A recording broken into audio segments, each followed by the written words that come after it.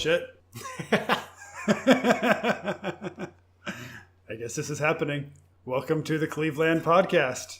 I'm Jeff Goad. And we are sitting on the floor of my apartment. Who the fuck are you?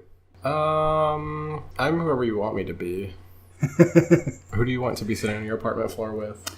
Probably John Waters, PJ Harvey, or PJ Souls. Oh, I want you to be PJ Souls. Do you know who that is? No, but that's what I'll be. It's fine. PJ Souls is the star of Rock and Roll High School, but she was also in Carrie and Halloween. She's the one who in Carrie had the pigtails, or did she have the pigtails in Halloween? What did she do in Carrie? Like who? In Carrie, she's one of the Plug It Up girls. Oh, okay. Oh, and she definitely has... I don't remember her off the top of my head from that. Yeah. Okay. Oh, and in Halloween, she's the like totally. Oh, that's her. That's okay. her. Yes. I think they only say it like 23 times. I don't remember what the official count is, but... So I want you to be PJ Souls, but you're not. Instead, you are Mitchel Male the Third. The Third, yes. And right now, we are sitting on the floor of my apartment with our shirts off. Yeah, it's hot. It's really hot. It's super fucking hot. Wow. Wait, is that not what you meant? No. Oh. Okay. So, this is the Cleveland podcast where two homos talk about fucked up Cleveland stories. Yeah, this is episode 1, if you're listening chronologically. If you're like me and you do podcasts backwards sometimes, this is the last episode. So you finally reached the end, I guess.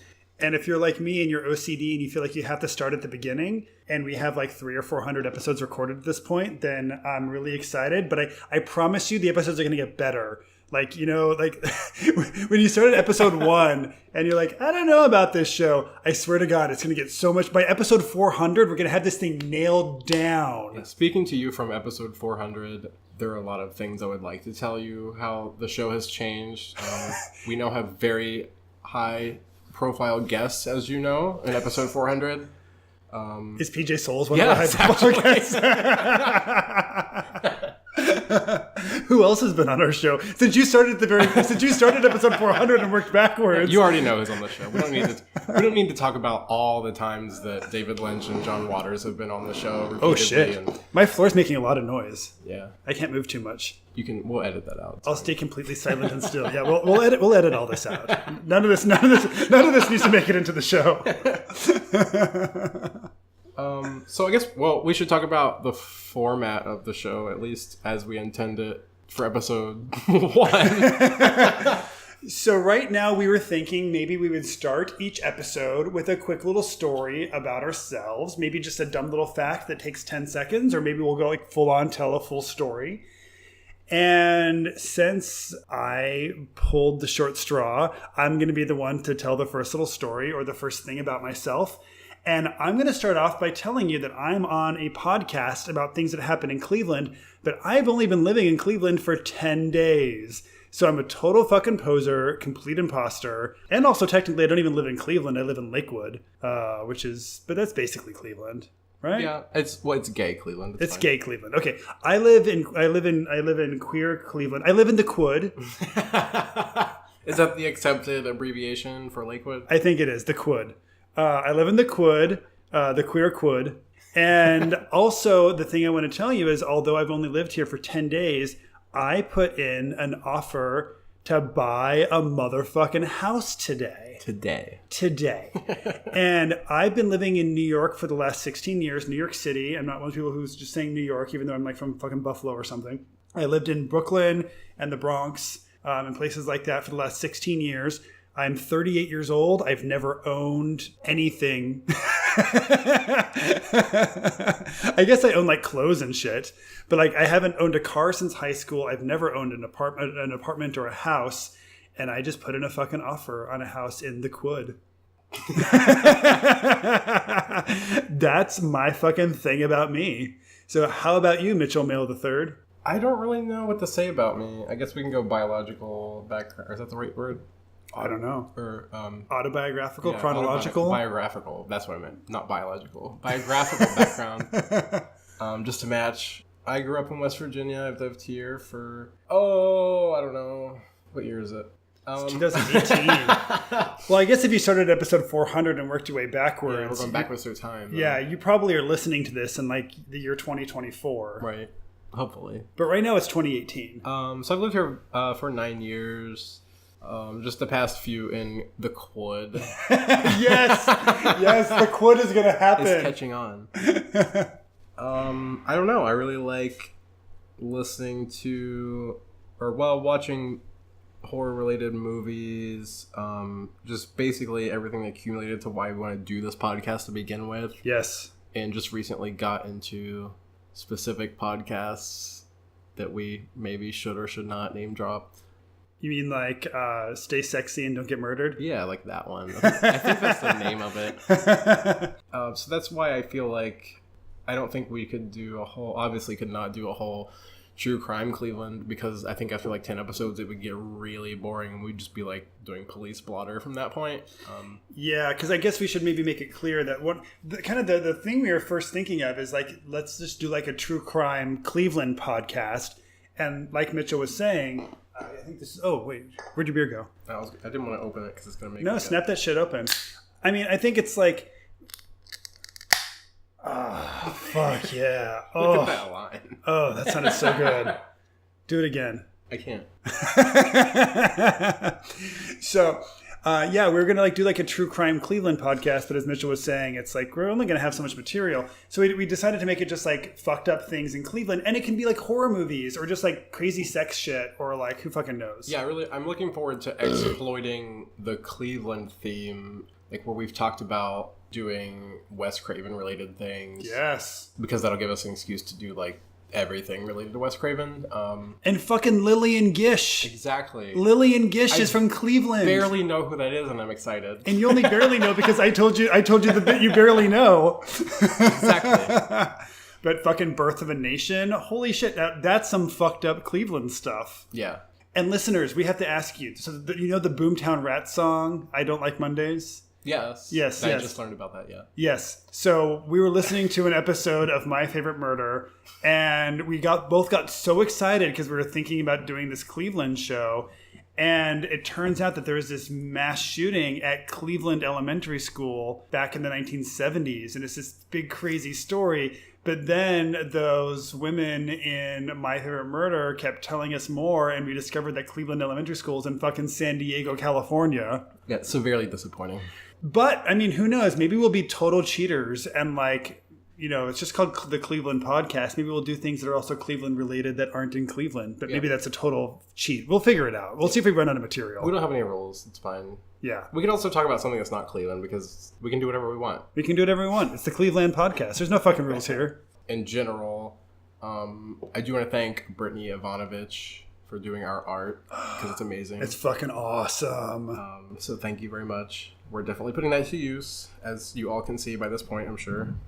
Yes, because we had the art and our opening intro bumper and our Twitter and Facebook pages before we even recorded a first episode.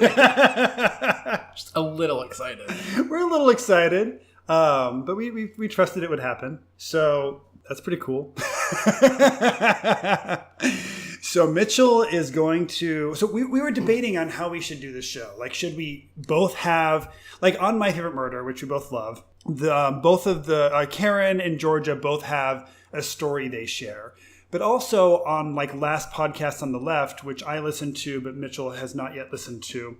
I'm stuck on My Favorite Murder. I have to finish it. Of course. Before I can even move on. And then when I move on to that, it's like, what? It's like in like 300 episodes, I think. So many. So many. I've got months and months. And I'm on like episode 30. But the Last Podcast on the Left, they just have one topic for the episode. And also that tends to be kind of more common with a lot of true crime podcasts. Like when I listen to Sword and Scale, that also like they generally have one kind of topic for the episode. And, you know, I'm personally on 2 other podcasts. I'm on 2 gaming podcasts because I'm a fucking Dungeons and Dragons nerd and I love shit like that. But I also listen to a lot of gaming podcasts and they tend to have just kind of one topic for the episode. So we're kind of going down the one topic route. Yeah, I think it'll be fine. Maybe especially if we cheat and kind of slant things towards being Cleveland related. I think it'll be fine. But if we find a couple small things, maybe it'll be easier to do 2 quick little things like in 30 or 40, 50, 60 episodes. When we run to smaller topics, we don't need to stretch out into like an hour of like, that's a 5-minute story. That's true, because the episode we're doing today is a meaty one where like I fantasize about doing a whole episode on the Cleveland steamer, but like the little bit of Googling I've done, it's like there's not a lot of information about Cleveland steamers. Like sure, there might be some fun visual stuff, but I've yet to find out like why Cleveland, and where do I find the best steamers in Cleveland. This is all new information for me. I wish I had like a joke street I could just like give you, so if somebody was listening, they could be like, "Oh, what?" Well, I lived in a town called Bremerton, Washington when I was a kid, and in Bremerton, the solid waste processing plant is on Solid Waste Boulevard, which always just had. Well, that's on purpose, though. But people live there too, so your address could be like 1312 Solid Waste Boulevard. Okay, so I mean, I usually when that happens, it's like a corporation where like the town I'm from, there's a Walmart, but it's out of city limits, and like where they built the store is technically its own road off of another road, and that road, the address for that Walmart is like one Walmart lane or something. So that's what I was thinking like that. It was just like that situation where it's like on its own thing. I'm like, well, of course they named the street that on purpose, but no, I don't want to live on that street either. And I especially love that it's not Solid Waste Street; it's Solid Waste Boulevard. Like that just makes it even classier. There's a whole I can't remember what the difference is between boulevard and street. Like, there's a whole. I read a difference. It's kind of interesting. Actually, it's fucking class. It's how classy it is. I don't think that's what boulevard is. No, if you have to hold your pinky out when you drink your PBR, you're on a boulevard. Your PBR. Yes. Well, I was going to say the champagne of beers. That's Miller. That's I'm losing my cheap beer cred. But yes, so should we go ahead and talk about our first topic? Yeah, let's go ahead and dig in because it's a beast of a topic, I think.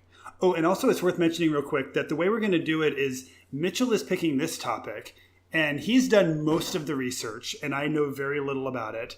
And next episode, I will be picking the topic, and Mitchell will be finding out what I have to say as I say it. I'm drinking PBR. What? Like, what do you want from me?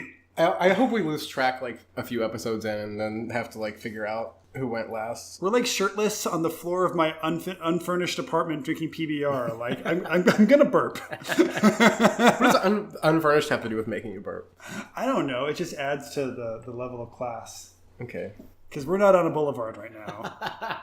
Okay, so for this week, I chose to talk about Ariel Castro with you. And you were shocked when I told you I didn't know who that was. I did. I was actually really excited that you didn't know who it was because what's actually made these past like few days or however long it's been harder because you don't know anything. And I'm about to tell you all of this stuff. Well, I know a little bit now.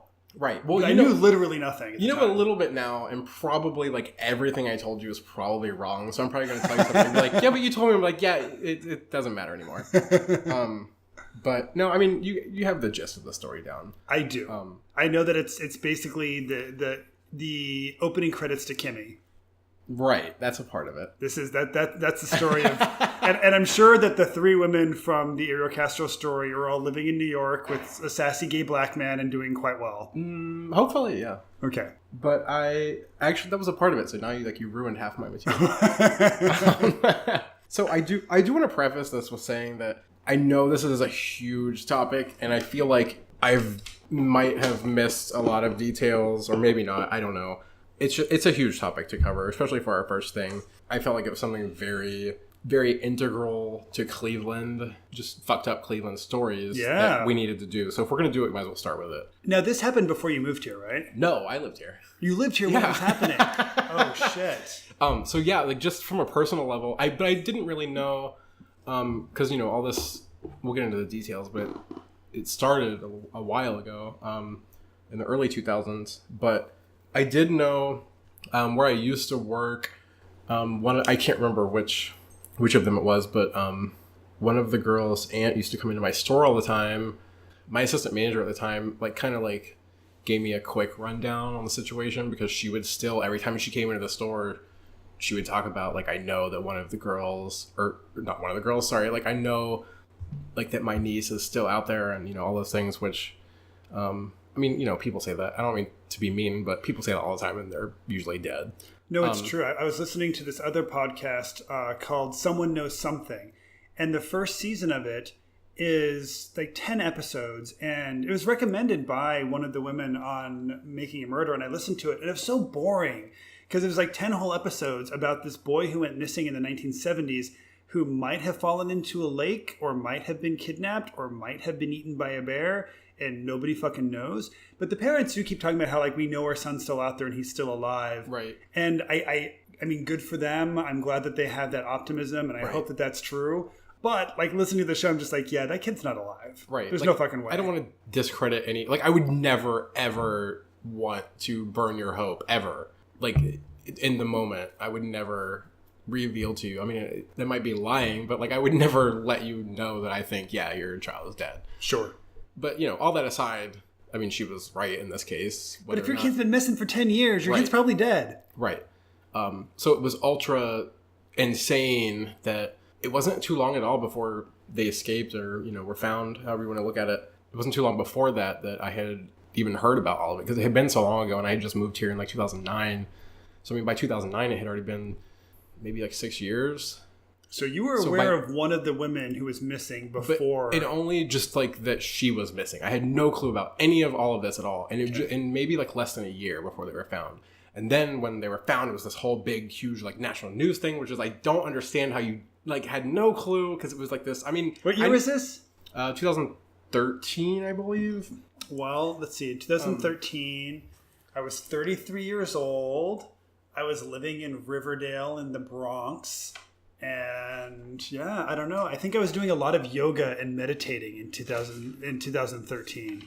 Yeah, I mean, I know I was here like in the eye of the storm, but yeah, I think it was like, too huge. Like even my mom was like, "What is going on?" And like I had to like tell her like, "I don't really know." It was this whole thing. I was too namaste'd out, man. Apparently. So I have just with the nature of this whole situation. It's 3 girls who were kidnapped. Actually a decent amount of time apart from each other, which I know that's different than we had discussed. Yeah, that's not at all what you told me.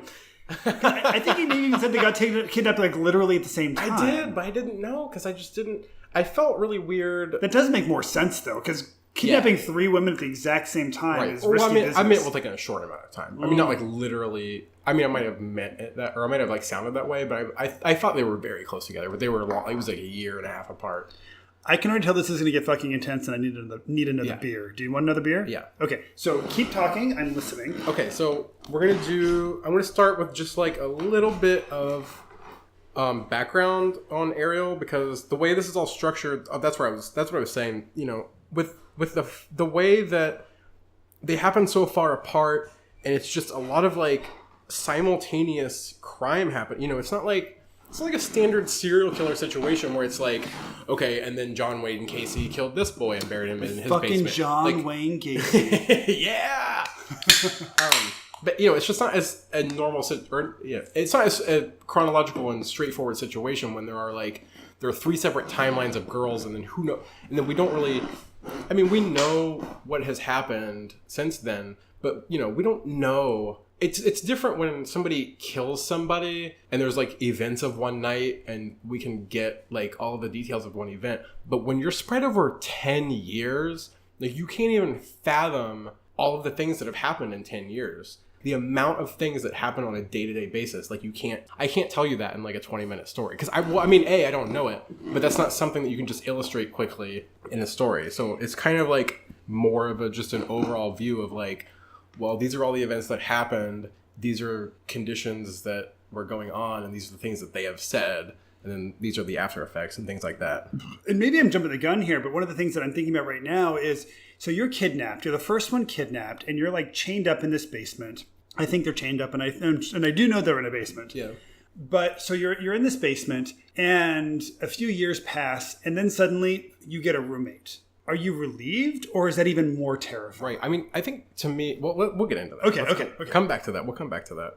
There are a few things in here I specifically planted on purpose, not planted, but pulled out about Ariel Castro. But he moved here in Cleveland from Puerto Rico originally. I believe him and his family, he had like 9 brothers, I think. Does Jose know him? No. Okay. we have a friend here from Puerto Rico. I don't know. Maybe Jose should be here. I don't know.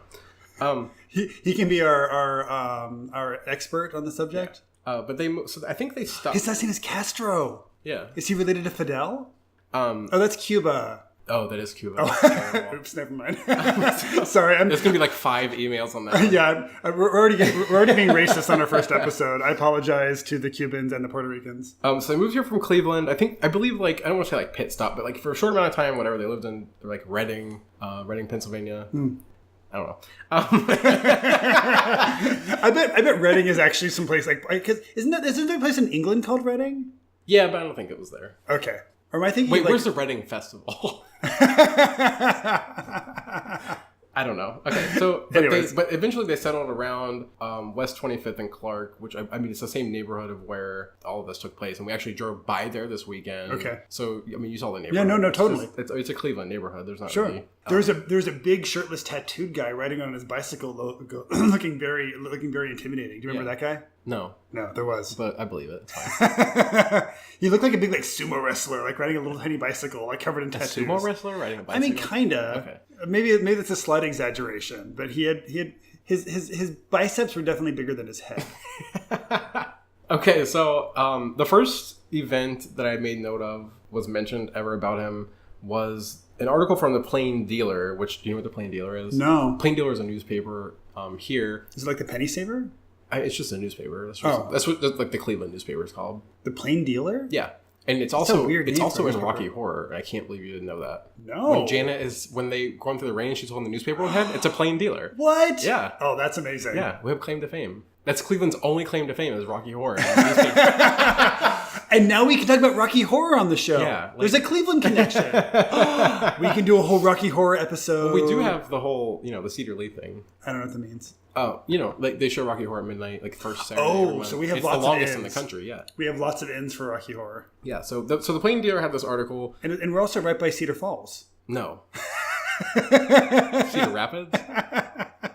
So the Plain Dealer had this article where they had seized guns and numbers records from a few of Ariel's, I almost said Fidel, a few of Ariel's brothers. I don't think Ariel was mentioned in this. There were no arrests. And I didn't know what numbers records were. I was going to ask you. So it's like bootleg lottery? Or before the lottery? Yeah, I didn't know. I'm sure somebody will tell us what that deal is. I didn't feel like looking it up. That was way too much. This was already like a layer or two deep, and I didn't feel like going one more. Is it just like amateur gambling stuff? I think so, yeah. Okay. Like not quite like racing where you have like a bookie. But I think it was like more just like amateur, literally amateur lottery.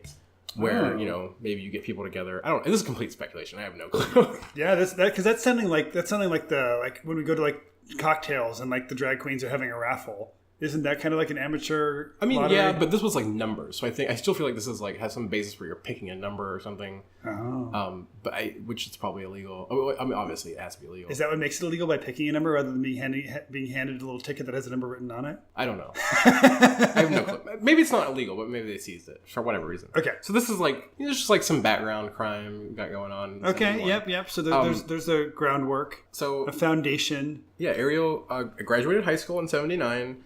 He met his wife. Her name is Grimilda. I hope I'm saying that correctly. Grimilda. Grimilda. He met her in the '80s, and they actually moved, or Ariel's family moved to the neighborhood where all this took place. What is the name of the bad guy in the Smurfs?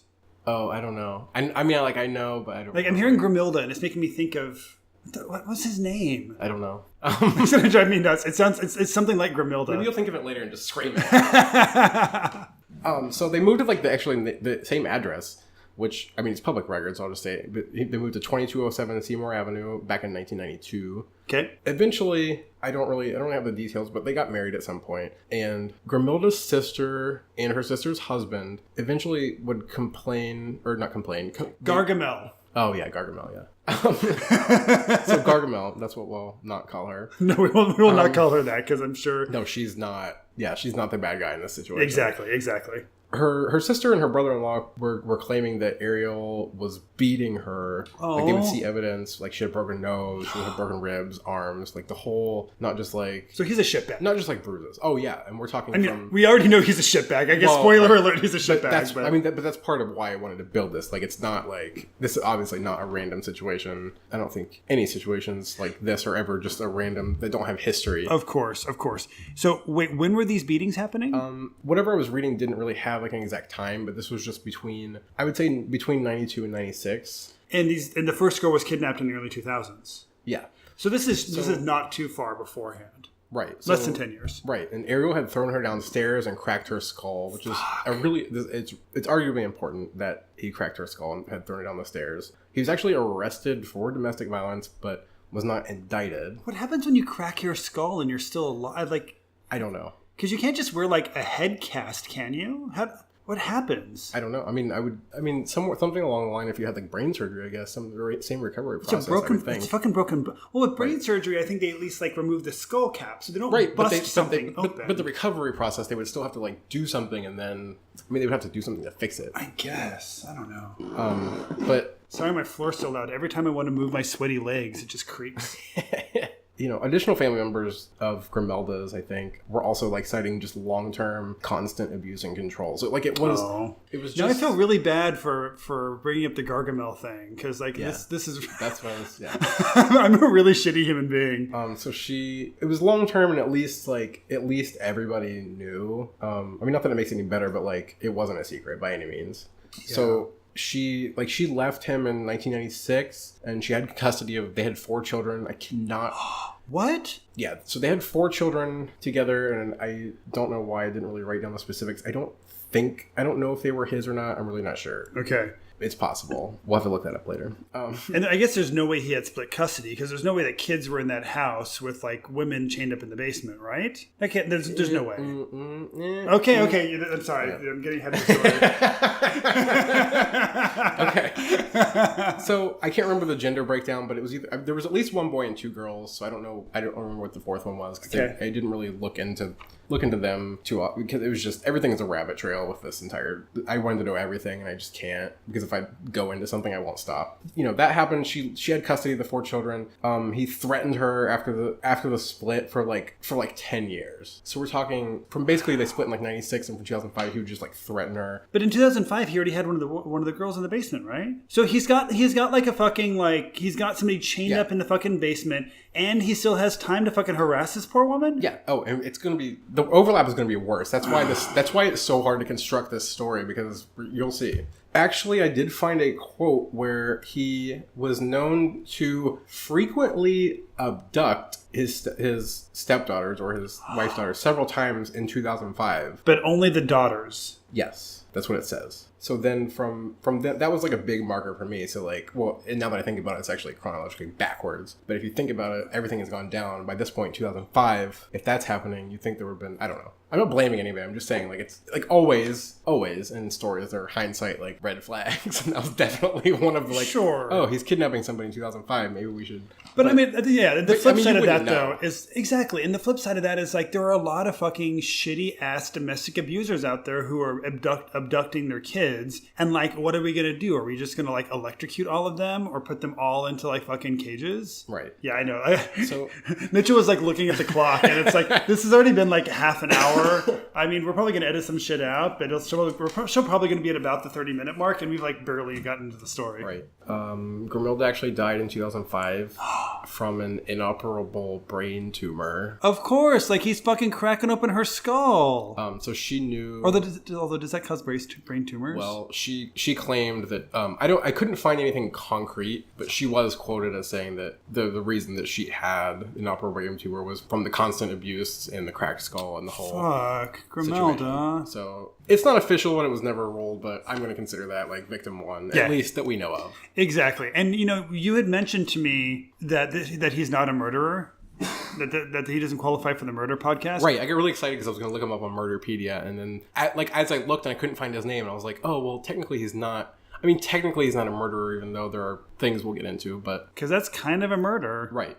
Kinda. You know, as time goes on, whatever. He was a bus driver for the Cleveland Metropolitan School System, but he was fired for having, like... Wait, he was a fucking school bus driver? Yes. Do we know for what age group? I mean, children. I was assuming not high school from the way everything was written. But he was fired for bad judgment, like, incidents. Okay. Which, like, to me, like, a bad judgment, like, you know, like, I feel like sometimes I'm a bad driver. Like, I make bad judgments, like, oh, shit, I shouldn't have done this stupid thing or whatever. But let me tell you about some of his bad judgments. Okay? Oh. He did have an illegal U-turn, which is whatever. Neither here. Which is that's pretty hard to do in a school bus, I would think. Yeah, I would imagine so. But still, that doesn't stress me out. I can see like a regular, normal person potentially doing an illegal U-turn in a school bus. Maybe, maybe. What about using the bus for personal things, like if you had to go to the store? He just like hopped in the fucking elementary school bus and just like went to the Giant Eagle. I didn't say. I don't think it said where he went, but like he was using it for personal things, I guess. Also, for the record, this is my first time in my life living in a city that has a giant eagle, and I know that that's like totally a big thing in Cleveland. Is that a thing in West Virginia too? Yeah, it's I don't know where it goes, but it's over here. Yeah, because I know I was dating a guy in Baltimore for like 7 months, like a decade ago, and they had giant eagles out there. But... maybe it's just like further south than New York. I don't know. What about if you leave a child on the bus unattended while you went in your house and slept? What? Like, do you think that's something that you would do, or but just one kid? Like, what was that one kid doing on the bus? I don't know. That's what I thought too. I was like, why is there just like one kid? And like, was he just like, okay, I'm just gonna park this bus on the street outside my house? Yeah. Like, you've seen that neighborhood. Like, how do you park just a bus on that street? Yeah, that is confusing. And like, he's just like, oh, okay, I'm gonna park the bus on the street. I'm gonna go take a nap. And the kid's like, okay, like, because if he's on the bus, he's on his way home or to school. Like, yeah, I'm like, he has somewhere to be. Did he pick up the first kid and then get tired? I don't know. Or was it like the end of the day and only one kid was left on the bus, but he was like, I forgot to drop him off, but I don't want to drive all the way back there yet. Kid, I'm going to take a nap for a little bit and then That's so fucking weird. I don't know, but yeah, I want to know. Yeah, I mean, there's so many things that like I could probably still dig into about him, but that's pretty much just like some key background things. Okay. Now, where were you getting most of this info? Most of it from Wikipedia, but also the sources that were cited in Wikipedia, because those go into way more detail. Because like, you'll get like a sentence in Wikipedia, and then you're like, oh, I need to know what this is. And then you go into the source, and it's like an entire article that's like that entire sentence of what you were just reading. Oh, Jesus. And then like I'm reading those and I'm like, well, I wonder if I can find something that's like related to this. And I'll just like keep like that happened like 10 times. And I was like, I need to stop. I cannot dig into every like, because there were like 150 references on the Wikipedia That's page. amazing. Like I can't dig into each of those twice. And you're right. Like this is a big fucking topic, and I think this is definitely going to be more than one episode. Yeah, probably. So maybe episode 2 will be the continuation of the Ariel Castro. But what's our next section then? So the next I was just going to go through, you know, like I said, how it's not a linear. So we're just going to kind of go through just basics about the events. The events leading up to, not really leading up to, but the events of the kidnapping, each of them, and maybe just like a short, like, initial type thing with each of them. So just like their biographical information and then how they got abducted? Basically how they got abducted, and then also like just more about them even after the fact. Because that's what, I mean, since it isn't a chronological thing, like we don't have a story to tell, like... And spoiler alert, all three were rescued. Right, there's no spoiler, you know, like everything is just going to be like, here's one of the girls and here's a lot of different things about her specifically during and after, you know. And you're probably going to tell me all this, so maybe I should just shut the fuck up. But do all three of them still live in the area? I feel like they do. I didn't really get into a lot of depth looking after them, but I know that...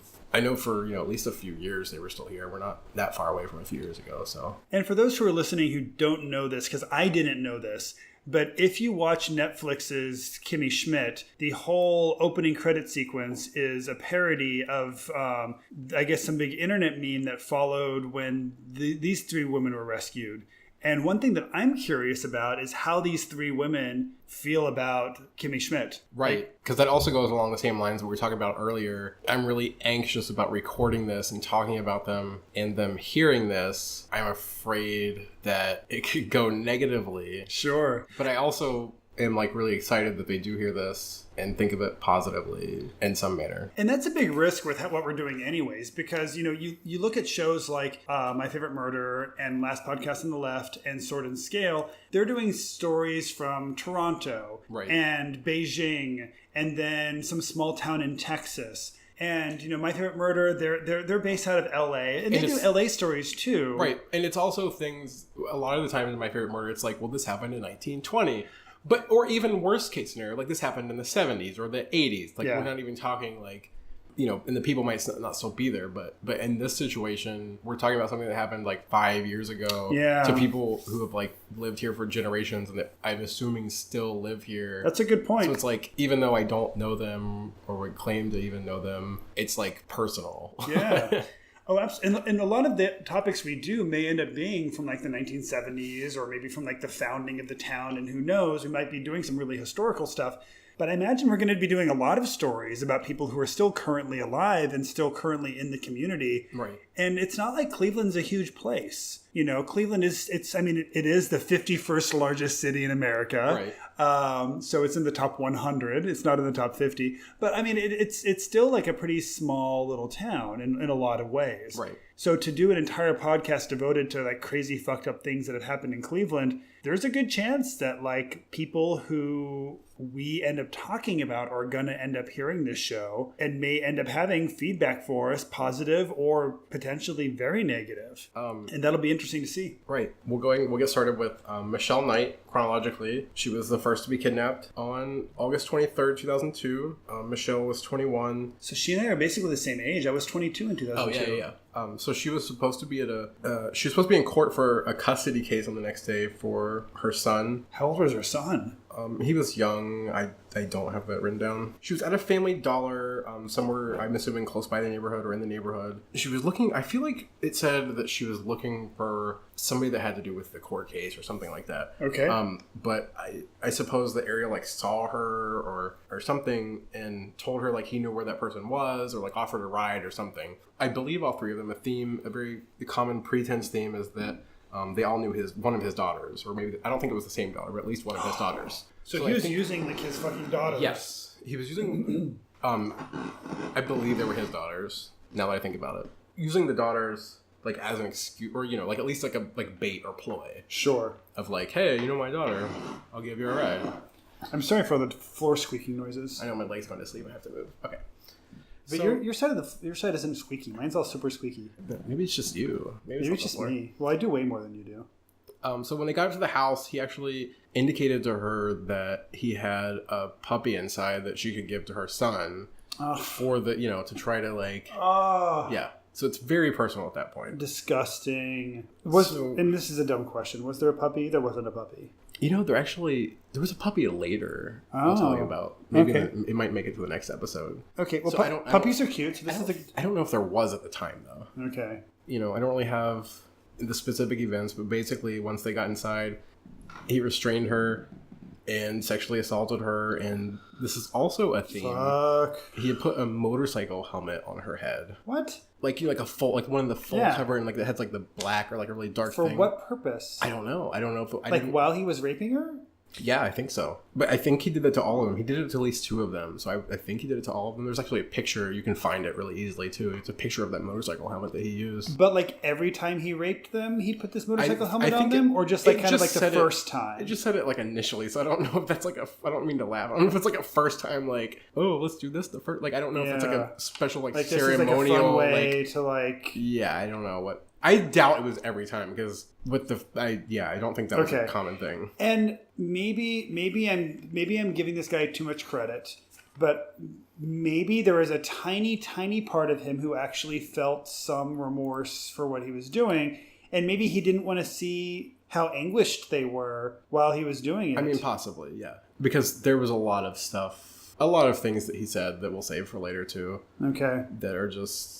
So, after that happened, he actually left her upstairs. So they weren't confined to the basement a lot. Okay. So I think they were down there, but I don't think they were always down there. I know they were down there, but I don't think they were always down there. But were they always, like, chained up? Yes. They were always... I'm pretty sure they were always chained, because I don't think that he really left them in a room just kind of, like, open. And was it, like, literal, like, chains and shackles? Yeah. Like Saw style? Yeah, like, we're talking chains. How do you even get shackles? I don't know. Like if I just like wanted to go out and like buy some fucking shackles. I mean, you have to buy chain. Oh, but you mean like the wrist? Like you think of like wristbands from like the 1800s? I don't know.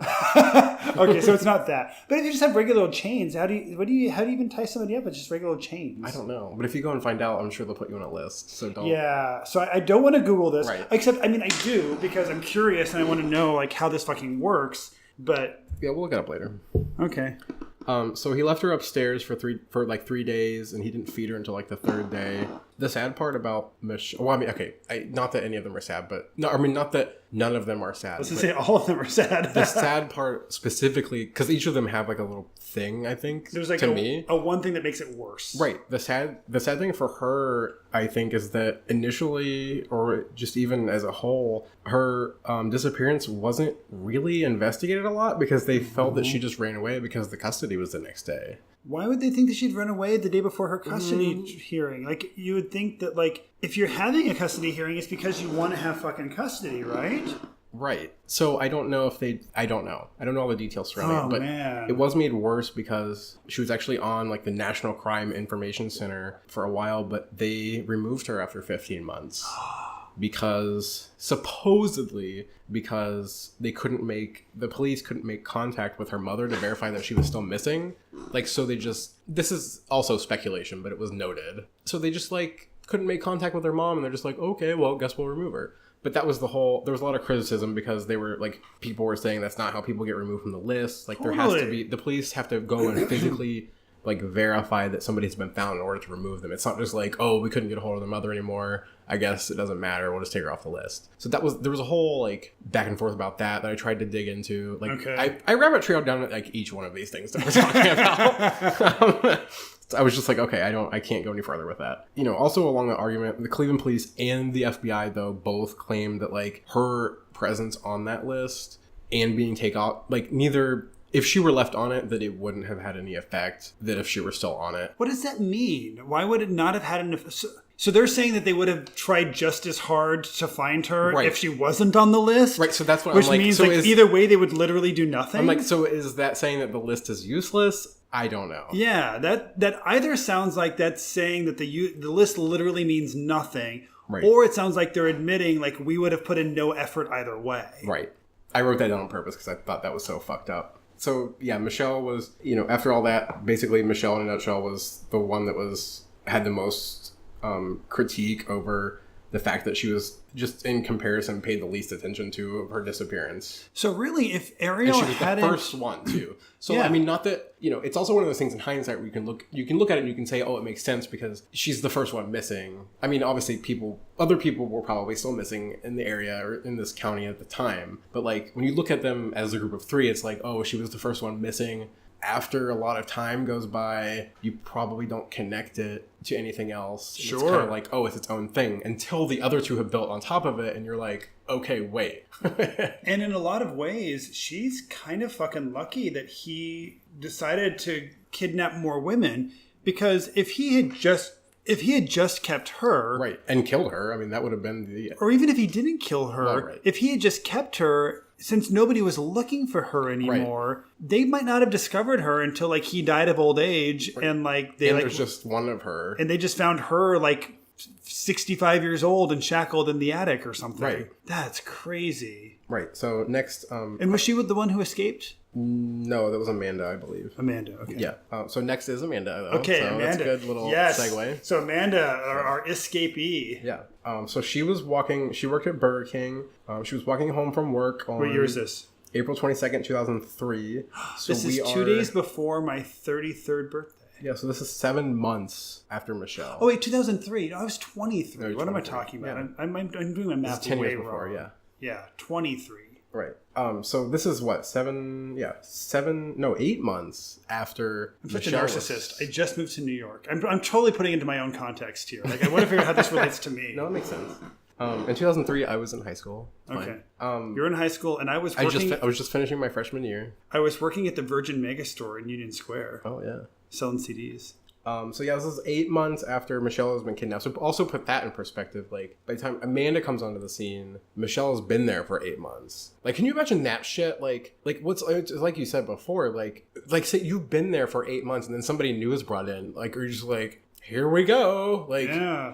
Like, hey, girl, this is fucked up. Right. Welcome to what I've been here for 8 months. And as fucked up as it sounds, I wonder how relieved you are, too. Because I wonder right. if you're like, oh, I'm going to get not raped a lot less now because there's now somebody else here to get raped. Right. I mean, and also at least you're like, you know, not that you want somebody else to like be paying. You're like, oh, at least somebody else is here to go through it with me. That's true, like if I was getting, I mean, I know I can't even make a fair comparison, but like if I was like getting like the shit beat out of me on a regular basis for 8 months and like somebody else came in, at least I would look at them and just be like at least you're gonna feel what I feel. Like, I know that sounds terrible, but like at least somebody's there to like relate to you. And assuming that he kept them shackled in the same general areas, which I'm guessing he must have. Yeah, they were all very physically close, yeah. I imagine it's also got to be good for them psychologically to have somebody else there. Oh, yeah. And this is going to sound like such a dehumanizing comparison, but it's the same reason why I wanted to get 2 cats instead of 1. Right. You know, it's like I'm away from the apartment a lot, and I want the other cat to have companionship. Well, yeah, I mean, solitary confinement. I mean, even if you're like not physically solitary confined, totally. Like psychological solitary confinement is a nightmare. Yeah, and these women are not cats alone in an apartment. Right, which is so it's even worse. Like, yeah, totally. You're right. So yeah, she's walking home from working at Burger King on April 21st, 2003. She was 16. She knew Ariel's son and his daughter, and he offered her a ride home under the pretense that Angie was at his house. So once again, Angie's his daughter? Yes. So when they got there, how pissed off is Angie? Oh yeah, I don't know what I didn't even think about that. Like to look into them to see what's going on with that. I don't want it. Because can you fucking imagine if you found out that your fucking dad was kidnapping your fucking friends, right, and was saying like Mitchel's at the apartment, right, follow me, get in my car, Mitchel's waiting for you, and then you have no clue, and suddenly your friends are missing, right, and you find out that your dad has been like fucking raping them for the past decade, right? Ugh. So they get there, and obviously she doesn't see Angie because obviously Angie wasn't there. Well, I guess it's not obvious, but Angie wasn't there. Well, I would imagine, right? I mean, they were there at some point. Really? But she asked like living there or just like visiting? I mean, I have a comment. We'll save it for later. Okay. But so she obviously didn't see Angie, and she asked to go home, but he physically restrained her and put her into a closet. Also sexually assaulted her with the motorcycle helmet on. The fuck? That's so weird. He moved her to the basement and chained her. I don't know if that's any different than Michelle Knight or not. But she was actually... So once again, her specific little sad detail, I think, is that she was considered a runaway until a week after she was kidnapped. Somebody used her phone and called her mother and said, I have Amanda. She's fine and she'll be coming home in a couple days. What? I didn't look into that either. I don't know. I feel like when I read that it just said it was undetermined what that situation was. So I don't know if it was him. I mean, I guess it would have had to have been him that would have done that. But why would he do that? I don't know. Actually, for me, this gets a lot worse too, because so there's a psychic or a medium, whatever you call her, named Sylvia Brown. Yes. Okay, well... So, she was the one who's like always on TV, right? Yeah, she was. She was featured on talk shows. Apparently, I didn't really know anything about it until I started to tell this. Yeah. But she told Amanda Berry's mother. I don't know if this was a whole spectacle or if they met privately or what the situation was, but she told Amanda Berry's mother that Amanda was dead and in water. And so that's also fucked up, because why would you tell somebody that's going basically against what I just said of one of them's aunt saying oh, I know that she's still alive, and me not agreeing with it. I would never ever instill false hope either direction. Yeah, and it's tricky because is Sylvia Brown a total fucking piece of shit who knows that she's a liar and is making money just saying whatever fucking thing comes to her mind? Or is she a fucking loon who really does believe the things that she's saying and actually does think she's having legitimate psychic flashes and is clearly just fucking wrong? Right. I think it's fucked up either way, so. Of course it is. But one has more agency and blame than the other one. Well, right. If I literally think that my stupid psychic visions are real... But then it's just unfortunate that it gets cast on other people, I guess. Yeah. Amanda's mom actually died in 2006, but apparently despite all that, she never, I don't think she believed it. She never gave up. Yeah. But her mom did die just a few years into the kidnappings. Her mom couldn't have been that old, right? Do we know how she died? No, I didn't really. Okay, that's fine.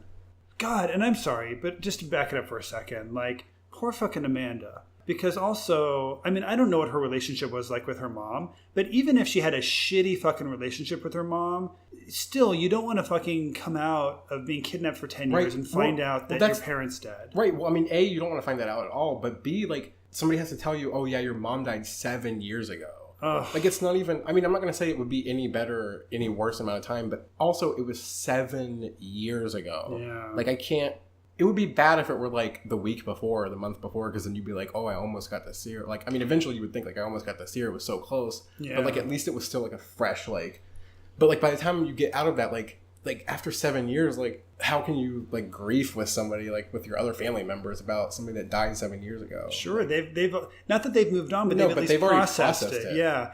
And I wonder, since we don't know how Amanda's mom died, maybe Amanda's mom had been sick for a long time, and maybe during that whole 10 years she was kidnapped, she was like, is my mom better? Has she gotten better? Or maybe she died, like, has had some fucking, like, freak brain aneurysm or something. So, like, it was legitimately a crazy surprise to Amanda. But either way, God, that's horrible. So in 2012, like a year before they escaped or were found, a dude named Robert Wolford was an inmate. I believe he was already serving time for like 26 years. I don't know what prompted this. I really wanted to dig into, and I tried a couple things and didn't really get any further. For some reason, he told police that he knew where Amanda's body was. Okay. So I don't know if he was trying to gain something, or if maybe he thought he did. Like, maybe he knew where a body... Well, they didn't find anything. Spoiler. But, obviously. But I don't know if he was, like, thinking of somebody else. I don't know. I don't know what there was to gain of this, but... So, they One thing I've learned from a lot of my true crime podcasts is there are a lot of people who make, like, really erroneous... like prison confessions. But, like, what do you get out of that? They think they're going to get something out of it. I don't fucking know. Like, maybe he had heard a rumor that, like, a woman's body was there. Right, and then he's like, oh, I'm going to cash in on this. Because Totally. I can get, Well, so guess what? They didn't find a body. Okay. And he got 4.5 years on top of whatever his sentence was for obstruction of justice, false alarm, blah, blah. So... Oh, he got extra time for it. I feel like that's the way. I was trying to research into this and I couldn't really find, but he was an inmate at the time, but then it said, like, he received this amount of time, and I'm like, wait, wasn't he already? So I just assumed that they just, like, he's already in there, and they're like, yeah, guess what? You're getting 5 more years because you're an asshole. That's kind of fucked up, but it also makes sense, I guess. Right. I mean, you can't go unpunished just because you're in jail. You can't. This piece of information also becomes very specifically relevant because when I was digging into that, I found this video, I mean, I didn't, like, search hard, where they're, like, talking to the community about, like, this false alarm. Okay. Or, I don't think it was a false alarm, but they're talking to the community, like, area neighbors about, like, we're looking for, like, oh, Amanda Berry supposedly buried. Wait, I'm sorry, was Amanda's mom alive at this point? No, this is 2012. Okay. So, like, they're talking to people around, they're like, oh, you know, there's no body here, they haven't found it yet, but they were given a tip that there's a body here. A guy by the name of Pedro... and his last name is Castro. Okay. And yes, he's Ariel's brother, is in a video clip sitting on a porch, and, like, they're asking him, and, like, they're asking him, like, what he thinks, and he's like, oh, it's a waste of money. You know, like, also in the end, like, Pedro and I think his name is O'Neill, like O'Nil, and Ariel were all suspect, but they released the other two. I don't know if it's, like, kind of, no, ironic wouldn't be the word, but I don't know if it's just very coincidental. Yeah, just a fucked up... that he happened to be on a news camera it's saying like it's a waste of money. Morissette ironic. Right. It's just so, but it also gives me, like, when I saw it and I saw, like, the article, there was, like, you know, one of Ariel Castro's brothers is on this news report from a year ago. Well, at that time, a year ago, saying it was a waste of time. I'm like, there's no way that's coincidence. There's no way. And what's crazy is, like, it sounds like that's literally impossible and couldn't exist without it being a coincidence, but, like, it could also just be a coincidence. You have to watch that video. Okay. So, and also along the same lines, in 2009, there was, like, a body in Wisconsin that they had found out in the middle of nowhere in, like, 2009 that was proven to not be her, that they thought was her initially. Okay. So also just another piece of her, this is kind of going into, it'll set some background, but it's kind of going into the after effects, but she actually gave birth to her daughter on Christmas Day in 2006, and it was Ariel's. Oh. Yeah. So when they escaped or were... So I'm sorry, when was she kidnapped? 2003. So 3 years later, she had a baby. Yeah. Now, is she the only one who did? We'll go into that. Okay. Because one thing I'm wondering is if these women are getting raped as often as I imagine they are, was he using a condom? Did he make them go on birth control? We'll go into those details. Okay, you have the answers to this. Yeah, I do have answers. Because I was going to say... We'll have to say... That probably won't make it for this. That's fine. That'll be episode 2 material. Yeah. So we're probably just going to do the introduction to the third victim, and then that'll be the episode, maybe? Or is that about the halfway point? That'll be good, yeah. Okay. So the third victim was Gina De Jesus. She was 14... So now we've gone... And the other two were in their 20s, right? No. Actually, Mitchel was 21 and Amanda was 16. So they're getting younger and younger. Yeah. Okay. So this was on April 2nd of 2004. So we're now you must have said that Amanda was 16. One thing that I think we're going to encounter a lot is that I've got kind of mild ADD. So I have a hard time completely focusing 100% of the time. So there will probably be times you will share stats with me that I'm fully not going to pick up on and will need you to come back to. But okay. So this is like almost like a year and a half after Mitchel was taken, and now we've been now it's been a year since Amanda. No, so a year and 8 months. Wow, he really didn't wait too long between each of these.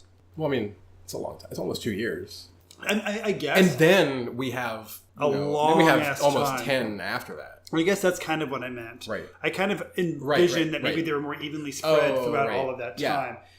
And over the 10 years, they were relatively close together. And I'm curious, and maybe we probably don't know the answer to this, but what was Ariel's thinking? Was his thinking, these women need companionship? Was he thinking, I need more variety than I have?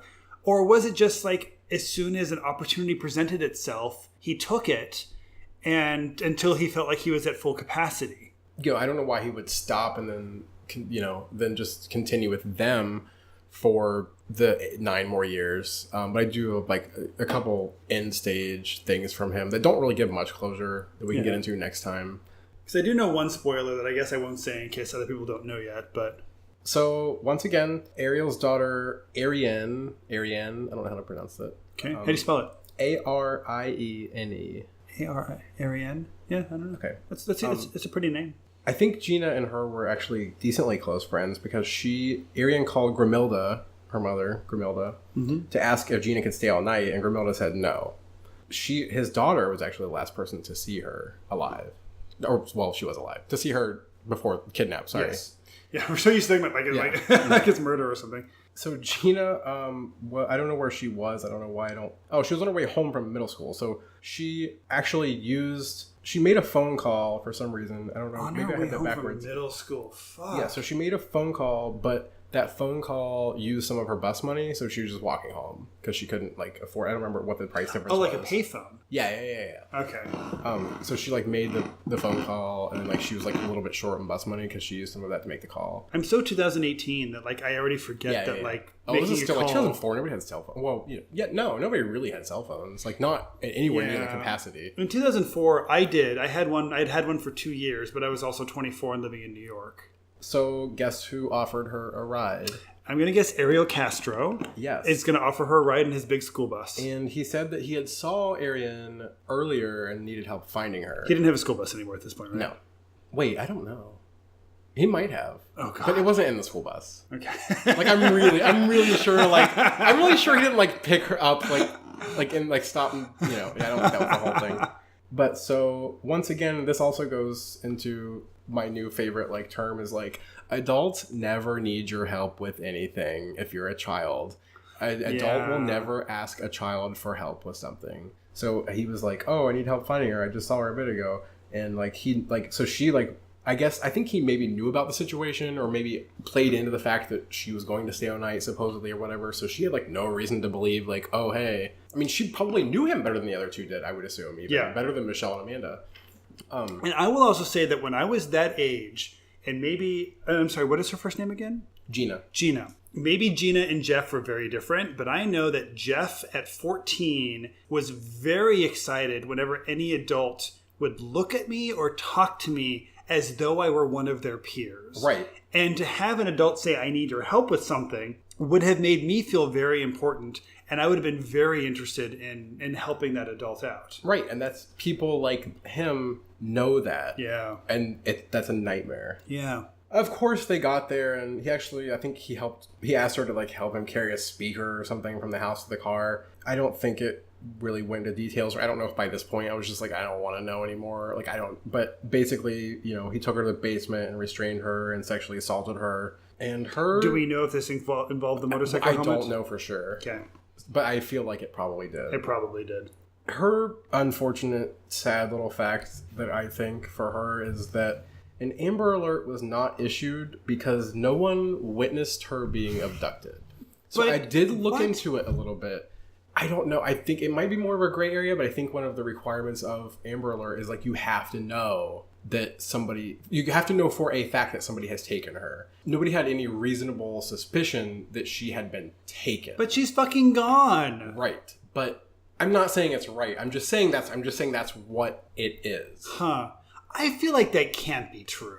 I looked it up and I can't remember the details now. But like it was one of the things that like basically, not that you have to prove it, because obviously if you could prove it, sure, you would, but there has to be some kind of like evidence or something relating to like the fact that somebody took her. Yeah, and I guess feel it's different. different. Or that could have changed, because like if somebody just goes missing, like who cares why? I mean, who cares why they went missing? Like, yeah, they're go fucking find missing. them. Yeah, that's true. Because that's the thing also about when they talk about like a 14-year-old, like, oh, well, maybe she ran away. If she ran away, go fucking find her. Right. You know what I mean? Like, just because she ran away doesn't mean that it's not a big fucking deal that she's not at home. Right, that's what I'm saying. That makes sense to me. Yeah. We'll look that up later. It's fine. And it's trickier, because like a 17-year-old running away is very different than a 14-year-old running away, which is very different than an 8-year-old going missing. Right, and like a 6-year-old's not going to run away. I mean, probably. Not for more than an hour. Not going to run away. Right. They're going to run away, and they're going to go around the corner, and then like get find somebody and be crying. Yeah, exactly. About a year after Gina had disappeared, they released. I guess it isn't really related to Gina specifically, but they released like a sketch for some reason. I don't know in what relation they gathered. I don't know what witness this was. Like I don't know what situation, but it was like somebody that was with a Latino description. The stats were decently close to Ariel's. Like close to the height and weight. I mean, within anything you could ever just like visualize, way closer than I would be able to. And the goatee matched. The eye color was wrong. I can't remember which way. And the age range was like only 25 to 35, which that's like a whole generational difference. Yeah. So that was a little off. I guess good on Ariel. I guess he must have some like a good skincare routine. Yeah, maybe. I think he was like 53 or 54. He doesn't really look. I mean, if he didn't have he had like a lot of gray hair and like the couple pictures I saw of him. Like if he didn't have that, I would probably put him in his 40s. For the record, I use an SPF 30 daily moisturizer, and my skin looks fucking good. We'll use them for one of our ads. Yes. And Mitchel is a gorgeous 29-year-old, but he does not understand that he should be using a fucking moisturizer. I'll look older than you next year. It's fine. You will, yeah. By next year, you're going to look 39. It's fine. Listeners, if you're a fan of this show and you want Mitchel to stay young and sexy forever, write in and tell him the importance of using an SPF 30 moisturizer. I don't want to read all that. So you can be just like Ariel Castro and be confused for a much younger abductor. All right, so one last thing about Gina. This is more of like a little after bit kind of thing, like after or later in the captivity. Gina and Mitchel were actually finally linked together, like somehow through America's Most Wanted. Like it was somehow finally pieced that like the first Mitchel being the first one and Gina being the third one, they were finally linked together through America's Most Wanted. Huh, I wonder why not Amanda. They received attention because of that. I don't know why. Especially since Mitchel was the one who they didn't even think was missing anymore. Weird. So, and this one, I feel like by this time, whether they knew that all three of them were related or at least two of them, like it finally got enough attention and it continued all the way like through still like hard in 2002 or 2012. Sorry. They still held vigils. Oh my god. Vigils? They still had vigils. And Ariel actually attended at least two of them and participated in the search parties. Fucking cute. He tried to get to the, close to like their family. Of course. And like just totally tried to be an eye of the storm under the radar type situation. And it's not even, I don't even, because that makes it sound as though he's doing it strategically to not get paid. It's not fucking that at all. Like, dude is fucking reveling and relishing in the fact that these people are miserable He wasn't, and looking for them. And he's walking around being like, ha ha ha, I know where they really are. Right. He wasn't some kind of mastermind that was like, I mean, I can see that would be a good move. But with him, it wasn't some kind of situation where he's like, okay, I have to be present. Oh, yeah. I can't be uninvolved. No, he's just walking around with a boner in his pants, totally excited about the fact that everybody is miserable. Right. I don't know if the other two ever had, I don't mean to say the other two. I don't know if Mitchel and Amanda ever had a reward or anything, but I did notate that Gina did have a $25,000 reward for information at some point. Okay. For her. But I think that's a good place to give just an introduction for them to you. And obviously, we still have thousands and thousands of questions, I'm sure, that you'll want answered. So in episode 2, we will be discussing, I guess, their captivity and then their release and then the media storm aftermath. Yeah, we'll talk about Charles Ramsey. We'll talk about the Dead Giveaway video. His book is actually called Dead Giveaway. It has a really long, his book is called... It's Dead Giveaway, The Rescue, Hamburgers, White Folks, and Instant Celebrity. What you saw on TV doesn't begin to tell the story. That's like the longest title ever. It's incredible. And I love that hamburgers are thrown in there. So now one thing that we're planning on doing to kind of cleanse the palate after all of this, like fucking cracked skulls and abducted 14-year-olds, is to just end the episode where we're with each of us just talking about something that we just want to recommend to you guys. Maybe it's like a book we're reading right now, or just like an awesome fucking movie we read, or an album that movie we watched. Sorry, that's another thing you'll discover about me, is like my brain just fucking says other random words. And also okay, this is a side tangent. Is adult onset dyslexia a thing? Because I feel like I'm becoming dyslexic. I don't want to be really mean, but maybe that's like just Alzheimer's. Okay, perfect. So I just have Alzheimer's. And, what's going on here? Do you want to turn on sticky keys? No, thank you. I do not want to turn on sticky keys. Although sometimes sometimes I get sticky keys on We're cutting that. What? No, we're cutting that. That's totally staying in. You can say as a bonus track. Do you want to turn on sticky keys? So, yes, so this is the segment where we just kind of end the show and talk about something cool that we want to recommend for you guys. And what's going on? Why are you pointing at me? Because I want you to go first. Oh, okay. You want me to go first? Yes. So I will go first. And that's fair, because you've spent all of this time talking about the Ariel Castro abductions. So it makes sense that I should start this one out. I am going to recommend the movie Hereditary. So it's in the theaters right now, or at least probably still will be when this is released. But certainly if you're working backwards from episode 400, this movie is now probably available for streaming on Netflix for free. And it'll be a classic movie from 2018. Exactly. You can find it for $5 in the bin at Walmart. In the bin at Blockbuster. Oh wait, those don't exist anymore. Wait, you didn't go that far back in time. But maybe so far in the future that Blockbuster is retro and they're back and they have discount bins again. Oh, that's true. But Hereditary, yes. Hereditary is a really awesome horror movie. And I've seen it twice in the theater so far. The first time we saw it, where did we see it, Mitchell? Ridge Park Square. Ridge Park Square. Fuck that place. So Mitchell and I went to see it at Ridge Park Square. And this was a few weeks before I actually moved here. I was just visiting the city, trying to find an apartment. And all those fucking assholes in the theater were the fucking worst. Weren't they the fucking worst? Oh, yeah. That by far, it was the worst theater experience and situation that I've ever been in. Just people like when something happens in a horror movie, I'm generally not scared per se, but if something happens, even if it's not scary to me and you laugh, like it completely ruins like the 1% of like fear that I did have. And also Hereditary is like, it's also a serious fucking movie. And there's just like a bunch of people there who are just like giggling and laughing every time anything dramatic happened, Anytime anything scary happened, it was a fucking nightmare. But thankfully, in the future, when you're listening to this episode, they must already have an Alamo Drafthouse in Cleveland. And Alamo, if you're listening, open up a fucking Alamo Drafthouse in Cleveland. Because the second time I watched it in Brooklyn, at the Alamo Drafthouse in Brooklyn. And if you don't know what the Alamo Drafthouse is, it's fucking amazing. And if you have one in your city, go every fucking time you see a movie. Because it's the most civilized way to see a movie. And, they've got the nice big comfy chairs. You can order the food, and the food is fucking good. And the thing is, they insist that you stay completely fucking silent. And if you make any noise, I can write a little thing on a card that says, those assholes 2 seats to my right are making noise. And I put it as though I'm ordering food. And the waiter comes along, and they give you one warning. And if after one warning you still keep doing it, they kick your ass out of the fucking theater. So when I went to see Hereditary, it was silent. So are you recommending Hereditary or Alamo Drafthouse? Both. Oh my God. I'm recommending that you see any movie you ever see at an Alamo Drafthouse if you live in a city or live near a city that has one. But Hereditary is fucking awesome.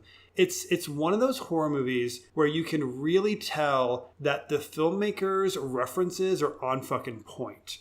He is somebody who obviously loves horror, loves good horror, loves sophisticated horror, and is taking those inspirations and applying it to contemporary cinema in the best possible way.